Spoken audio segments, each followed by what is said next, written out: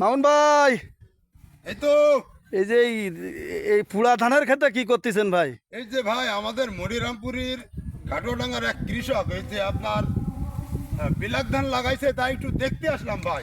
এই এই ধানের বীজ নাকি আমেরিকা থেকে সংগ্রহ করা হয়েছে, এই তো আজব একটা ব্যাপার। এজন্য ভাই একটু দেখতে আসলাম যে বিষয়টা আসলে কি, কালো ধান সে কি, কিন্তু দেখতেছি ধান কিন্তু সাদা, কিন্তু এর গাছটা হচ্ছে কালো। একটা আনকমন বিষয় এটা। আচ্ছা, এই চাউলের কোনো গুণগান আছে কি? এই চাউলের গুণগান আমি যে যতদূর জানতে পারলাম, এই চাউলের ভাত খেলে নাকি যাদের ডায়াবেটিস আছে, ডায়াবেটিসের নাকি জন্য নাকি একটি ঔষধ এটা, এই চালটা নাকি। ও আচ্ছা আচ্ছা, এই জন্য কি এই ধানের নাম, এই জন্য কি এই ধানের নাম পারফেক্ট রাইস? হ্যাঁ হ্যাঁ, এই জন্য এই ধানের নাম হচ্ছে পারফেক্ট রাইস। আচ্ছা পারফেক্ট ধান আর কি, আমেরিকা থেকে বীজ সংগ্রহ করা হয়েছে। আচ্ছা, ঠিক আছে।